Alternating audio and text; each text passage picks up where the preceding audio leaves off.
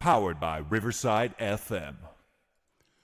The significance of what Kwesi's doing with this football team is absolutely just fantastic. It's like one of those 1,000-piece puzzles that you have that maybe you do at Thanksgiving dinner, that maybe you do around Christmas time with your family. I know my family likes doing those. It's those puzzle pieces.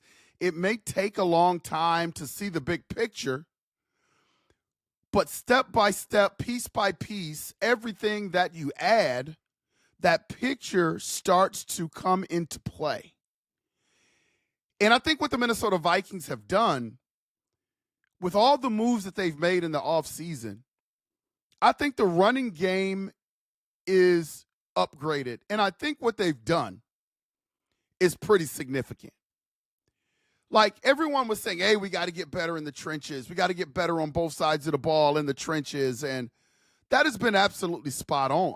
I think after the way the season ended last year, KOC, Kwesi Adofo Mensah, they got together, and that was a glaring need for the Minnesota Vikings. They had to get the trenches better, UP Nation. But not only did they get the trenches better, you're going to have Christian Darrisaw coming off his ACL, the two addition with Will Fries and Ryan Kelly, O'Neal, right tackle. The only really question mark is left tackle, and I think the Minnesota Vikings are not done.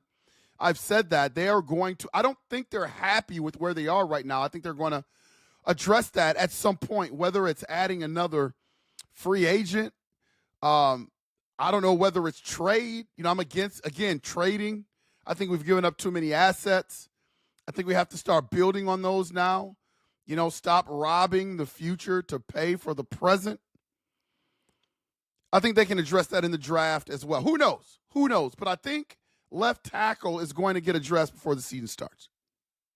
Then you re-sign an Aaron Jones and you add a Jordan Mason along with the offensive line. I'm telling you, UP Nation, I'm telling you people, this is going to be a significant move because it makes us significantly better in the running game. And it's the one thing that KOC really hasn't had here.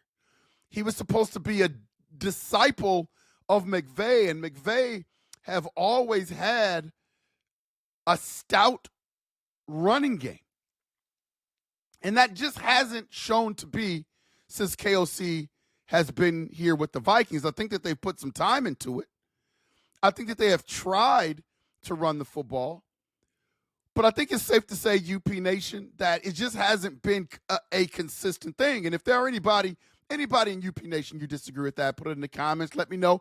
Let me know your perspective. Maybe I'm missing something, but it just hasn't been a significant thing for the Minnesota Vikings in terms of the running game. Now you got a Jordan Mason, you got an Aaron Jones, and I don't think this is overcooking the stew. I don't think I am getting overhyped. I'm not trying to overhype the Vikings. Obviously, I love the purple. And so I'm not trying to be too biased, but I think that we have the best 1-2 punch in the league. Jab and hook is what I call them. You know, when you look at boxing, most boxers are really, really well-rounded. Great feet, able to move, mobile in the ring, but most great boxers have a great jab, and they have a great hook. See, that's what I like to call this tandem, jab and hook, because I think they will complement each other in terms of, I think Jordan Mason is going to evolve into the running back that is going to get the most carries. I think Aaron Jones is going to be early on kind of the bell cow, and Jordan Mason will spell him at times. But I do expect two things. I think Aaron Jones is probably going to have some injury deals. He's a small guy, but he doesn't think small. So I think that's probably a part of his injury history. Like, he sacrifices his body. And he's not, if you ever seen Aaron Jones in person, like, he's cut up, but he's not that big of a dude. And he plays like he's a 6'1", running back, brick house type player, trying to get downhill, running through the tackles hard. And I think that really attributes to his injury. Jordan Mason, on the other hand, has that explosiveness. Like, I think he is more of a home run threat than an Aaron Jones. And I think every time he touches the ball, he's really good at, for the most part, getting to that second level.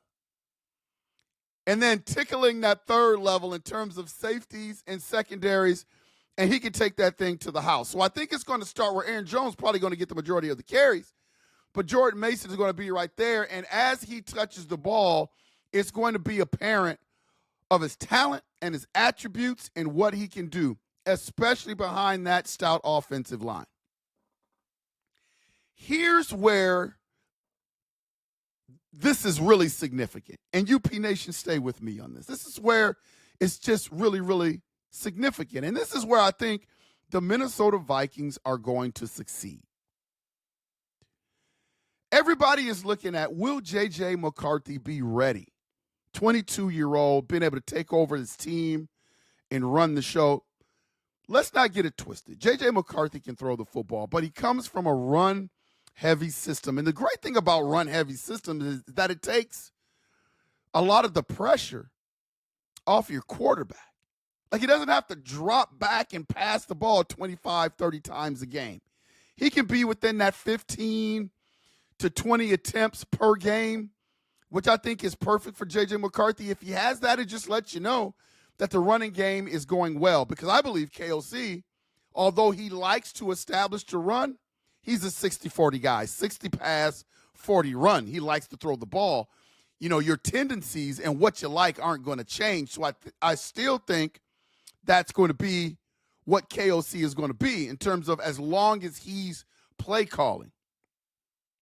But in this transition period for JJ McCarthy, you don't want to put him in a lot of situations where he can fail. So now you add a running back like Jordan Mason. You combine that tandem, Aaron Jones and Jordan Mason, to be JJ McCarthy's insurance policy.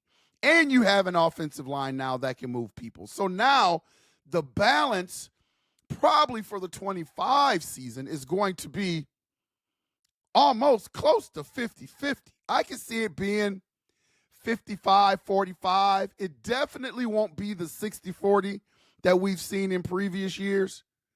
So I think maybe JJ's going to have to sacrifice a little bit. Jordan Addison's going to have to sacrifice a little bit, because I think the dynamic of the team offensively is going to change, especially if they are successful running the ball early in this campaign. And I think that's so significant because it takes a lot of the pressure off JJ and allows him to cut his teeth in situations where he doesn't have to do it all. Something similar to what he did at Michigan. And I believe that he will evolve out of that at some point in time.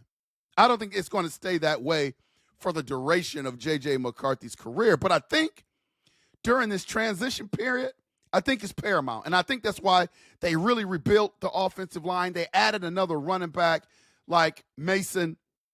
And I think overall, man, that's just going to help JJ McCarthy out. And it's going to put him in a situation where he's going to be able to succeed. What do you think, UP Nation?